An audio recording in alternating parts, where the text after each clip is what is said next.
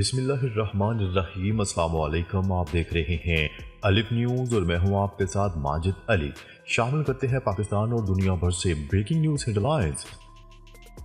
France نے اپنی فوج یوکرین بھیجنے کے اعلان کے بعد روس نے اپنے جوہری ہتھیاروں کی نقل و حرکت شروع کر دی۔ ان حرکات کا مقصد امریکہ، نیٹو اور یورپی ممالک کو پیغام بھیجنا ہے کہ روس کسی بھی صورت جنگ ہارنا نہیں چاہتا۔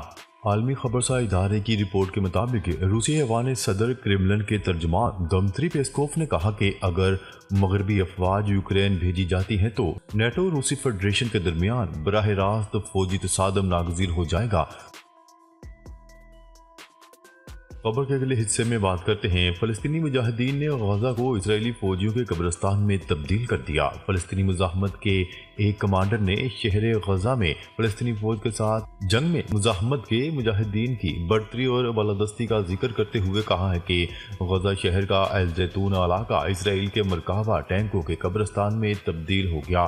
موصولہ خبروں کے مطابق مزاحمت کے ایک کمانڈر نے شہر غزہ کے جنوبی علاقے الزیتون میں بدھ کے روز المیادین کے ساتھ گفتگو میں کہا کہ صہیونیوں کو تازہ لڑائیوں میں بہت زیادہ نقصانات اٹھانے پڑے ہیں اور صہیونی فوج کے ہیلی کاپٹروں نے اپنے ہلاک ہونے والے فوجیوں اور زخمیوں کو منتقل کرنے کے لیے 3 مرتبہ لینڈنگ کی ہے، اور صہیونی حکومت کے جنگی طیاروں نے بھی متعدد محاذوں پر شدید حملے کیے ہیں اور فلسطینیوں کو ان علاقوں میں جبری نقل مکانی پر مجبور کرنے کی کارروائیاں انجام دی ہیں۔ خبر کے اگلے حصے میں بات کرتے ہیں لبنان سے فلسطینی مجاہدین کا اسرائیلی ٹھکانوں پر حملہ۔ عالمی خبرسا ادارے کی رپورٹ کے مطابق عسکری ونگ عزیز الدین القسام بریگیڈ نے صہیونی حکومت کی مشرقی بریگیڈ کے ہیڈ کوارٹر اور شمالی سرحدی علاقوں میں غاصب حکومت کے فوجی اڈوں پر حملے کی اطلاع دی ہے۔ القسام بریگیڈز نے اپنے بیان میں کہا ہے کہ صہیونی فوج کے 769ویں مشرقی بریگیڈ کے کمانڈر ہیڈ کوارٹر گیبور اڈے اور مقبوضہ علاقے کے شمال میں واقع بیت الحلل میں واقع المطار اڈے کو جنوبی لبنان سے نشانہ بنایا گیا۔ القسام کے بیان میں کہا گیا ہے کہ یہ حملہ 40 گراڈ راکٹوں سے کیا گیا اور یہ غزہ میں شہریوں کے خلاف غاصب صہیونی فوجیوں کے جرائم اور بیروت کے جنوبی علاقے کے شہداء کی شہادت کے جواب میں کیا گیا۔ یہ ایسی حالت میں ہے کہ جب القسام بریگیڈ کی صہیونیوں کے خلاف کارروائیاں بنیادی طور پر غزہ کی سرحدوں پر ہی مرکوز ہیں اور مقبوضہ فلسطین کے شمالی علاقوں پر حملہ شاذ و نادر ہی ہوتا ہے۔ خبر کے اگلے حصے میں بات کرتے ہیں اسرائیل کے اہم ٹھکانوں پر حزب اللہ کا وسیع حملہ۔ حزب اللہ لبنان نے آج اپنے بیان میں کہا ہے کہ اس کے مجاہدین نے مقبوضہ فلسطین کے شمال میں شیبہ فارمز میں اسرائیلی اڈے رویسات العلم کو نشانہ بنایا۔ فارس نیوز کی رپورٹ کے مطابق اسلامی مزاحمت کے مجاہدین نے غزہ پٹی میں ثابت قدم فلسطینی عوام کی حمایت اور ان کے باعزت مزاحمت کی حمایت میں آج صبح 11:35 پر مقبوضہ شیبہ فارمز میں واقع رویسات العلم کے ٹھکانوں کو مناسب ہتھیاروں سے نشانہ بنایا۔ اس حوالے سے اس حملے میں کافی جانی اور مالی نقصان ہونے کی اطلاعات ہیں۔ یہ حزب اللہ کا اپنے آج کے دوسرے حملے کا بیان تھا۔ گزشتہ روز غاصب حکومت کی فوج نے بلبک کے علاقے پر بڑے پیمانے پر حملہ کیا جس پر وسیع ردعمل سامنے آیا تھا۔ اس صہیونی حملے پر ردعمل ظاہر کرتے ہوئے لبنانی پارلیمنٹ میں حزب اللہ کے نمائندے نے کہا تھا کہ مزاحمتی قوت لبنان کے دیہاتوں اور شہروں میں دشمن کی مسلسل جارحیت کا جواب دینے میں پہل کرے گی۔ خبر کے اگلے حصے میں بات کرتے ہیں اسرائیل کی دیر البالہ میں گولہ باری، غزہ کا آخری فعال ہسپتال بھی بند۔ غیر ملکی میڈیا کی رپورٹ کے مطابق اسرائیلی فوج نے اپنی جارحیت کو برقرار رکھتے ہوئے ناصر ہسپتال پر شیلنگ کر دی، جبکہ ایندھن اور طبی سامان کی عدم دستیابی کے سبب شمالی غزہ کا آخری فعال ہسپتال بھی بند ہو گیا۔ اس کے علاوہ اسرائیل نے بمباری کے بعد قحط کے ذریعے بھی فلسطینیوں کی نسل کشی کی سازش جاری رکھی ہوئی ہے۔ ادھر اقوام متحدہ کے حکام کا کہنا ہے کہ 6 لاکھ فلسطینی قحط کے دہانے پر ہیں۔ 30,000 فلسطینیوں کو شہید کرنے کے بعد اسرائیلی فوج نے اپنے بیان میں کہا کہ اسرائیل غزہ کے لوگوں سے نہیں حماس سے لڑ رہا ہے۔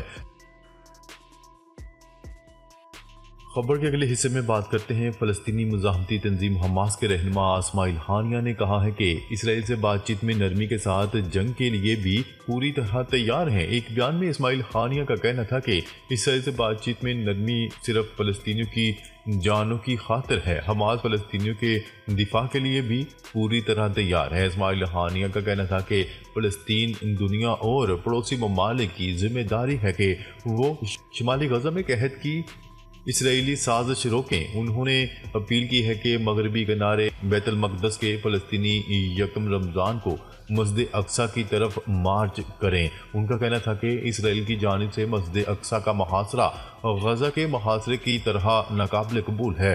غزہ کی حمایت کرنے والی مزاحمتی قوتیں الاقصیٰ کے لیے بھی اپنی جنگ تیز کریں۔ دوسری جانب اسرائیلی فوج کی غزہ کے علاقے دیر البلح میں صبح سے گولہ باری جاری ہے۔ ناصر ہسپتال پر شیلنگ کے باعث ہسپتال کو ایندھن اور طبی سامان کی عدم دستیابی کا سامنا ہے۔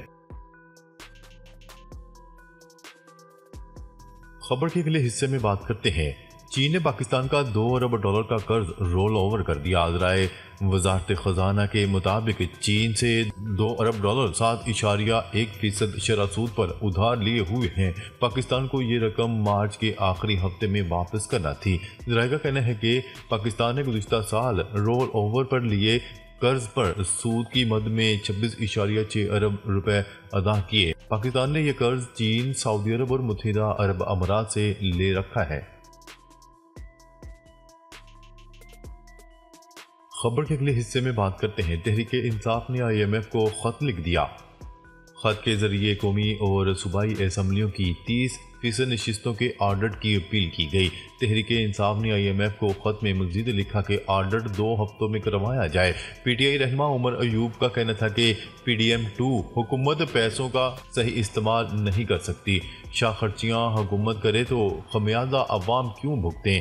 خط میں مزید لکھا گیا ہے کہ IMF پروگرام کی راہ میں رکاوٹ نہیں بننا چاہتے۔ IMF پروگرام میں نہ رکاوٹ بنے ہیں اور نہ بنیں گے۔ خبر کے اگلے حصے میں بات کرتے ہیں امریکہ کا غزہ کے لیے امداد کا اعلان۔ امریکہ نے غزہ کے لیے $5.30 کی امداد دینے کا اعلان کر دیا۔ غیر ملکی خبرساز ایجنسی کی رپورٹ کے مطابق امریکہ کا ادارہ USAID اس امداد کو عالمی پروگرام برائے خوراک اور دوسرے غیر حکومتی اداروں کے توسط سے خرچ کرے گا۔ امریکی امداد کو غزہ میں جان جوکھوں پر ڈال کر امدادی سرگرمیوں میں مصروف کارکنان کی حفاظت کے لیے استعمال کیا جائے گا۔ USAID کی ایڈمنسٹریٹر نے کہا کہ غزہ میں گولہ باری اور گولیوں سے بھرے ہوئے امداد کو ضرورت مندوں تک پہنچانے والے امدادی کارکنان کی حفاظت وقت کی اہم ضرورت ہے۔ انہوں نے کہا کہ اس امدادی رقم سے امدادی کارکنان کے تحفظ کا بندوبست کیا جائے گا۔ واضح رہے کہ امریکہ کی اس امدادی رقم کا اعلان اس وقت سامنے آیا جب اسرائیل نے حماس کی مدد کرنے کا الزام عائد کر کے اقوام متحدہ کے امدادی ادارے اونروا پر پابندی عائد کر دی ہے۔ خبر کے اگلے حصے میں بات کرتے ہیں سابق امریکی صدر ڈونلڈ ٹرمپ پر پرائمری انتخابات میں حصہ لینے پر پابندی عائد۔ سابق امریکی صدر ڈونلڈ ٹرمپ پر ایک اور ریاست میں پرائمری انتخابات میں حصہ لینے پر پابندی عائد کر دی گئی۔ غیر ملکی خبرساز ایجنسی کی رپورٹ کے مطابق امریکی ریاست ایلنوائے کی عدالت نے سابق امریکی صدر ڈونلڈ ٹرمپ کو ریپبلکن صدارتی پرائمری بیلٹ میں حصہ لینے سے روک دیا۔ عدالتی حکم کے مطابق کیپٹل ہل پر حملے اور بغاوت میں کردار کی وجہ سے ڈونلڈ ٹرمپ پر پابندی عائد کی گئی ہے۔ دوسری جانب امریکی سپریم کورٹ نے ڈونلڈ ٹرمپ کے خلاف مقدمے کے ٹرائل کو روک دیا۔ امریکی سپریم کورٹ انتخابی مداخلت کیس میں ڈونلڈ ٹرمپ کے استثناء کے دعوے کا فیصلہ کرے گی۔ امریکی سپریم کورٹ کے مطابق اس دوران فیڈرل کورٹ میں کوئی ٹرائل نہیں ہوگا اور عدالت کیس کی سماعت 22 اپریل کو کرے گی۔ کیس حل ہونے میں مہینوں لگ سکتے ہیں۔ ناظرین، اب تک کے لیے اتنا ہی۔ مزید خبریں لے کر بہت جلد آپ کی خدمت میں حاضر ہوں گے۔ تب تک کے لیے اپنا خیال رکھیے گا۔ اللہ نگہبان۔